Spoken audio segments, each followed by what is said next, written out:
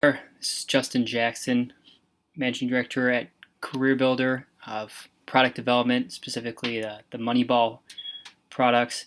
And we met briefly at the SRG Exec Summit, and I talked about having a meeting this week. I cannot make it today, and I know that Nate and Colleen are with you, and I wanted to do a quick demo and walk through a little bit of the assessment and shed a little more light, kind of expand on the presentation that you saw Brian and James present. And I'd like to dig into sort of the rankings that we generate based on the assessment results when combined with sales performance. This was a visual that we showed in the presentation on last week, and what you see here is that each of these columns, we measure 33 skills in the Moneyball assessment, and we took sales performance and mapped that against, we had their top performers, we looked at their answers, and then we're looking at the next grouping and then the bottom performers, and essentially we see that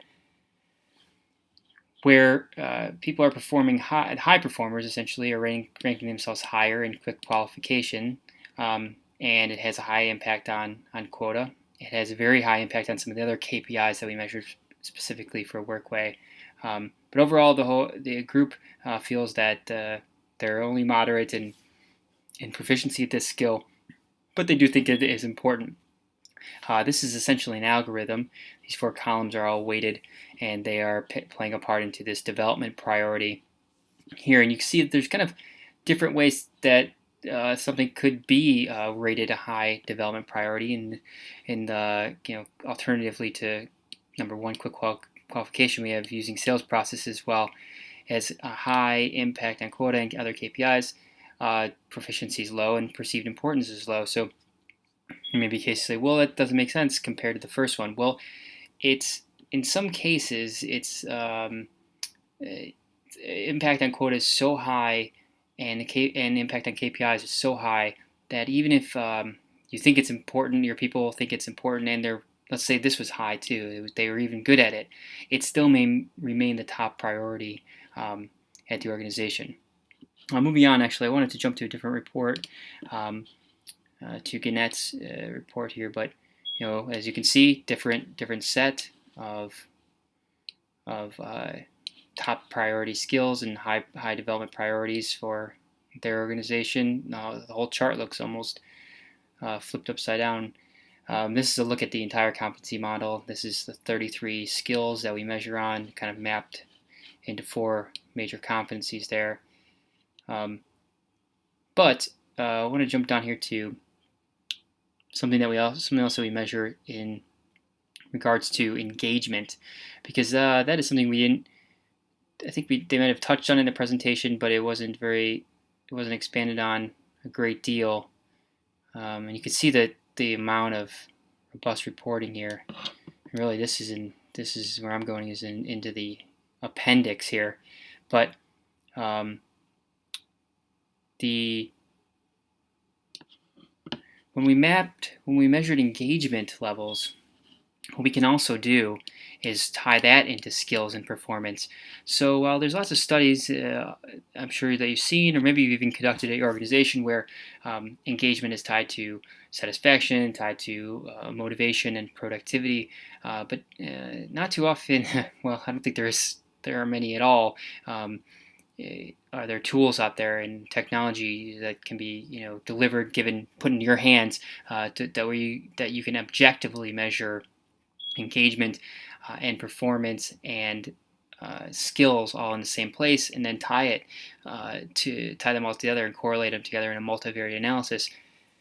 And so then, well, basically, there's a result. You can identify, what a little increase in skill level can do to overall engagement, and then if that's going to actually make an impact on productivity or not. Pretty interesting stuff. And so one last one, and then I'll try to keep this short. This is Career Builder's data, and you can see, even again, skills all completely different there, different priorities. But I think what I wanted to go to was and look at some of the skill gaps that we identify.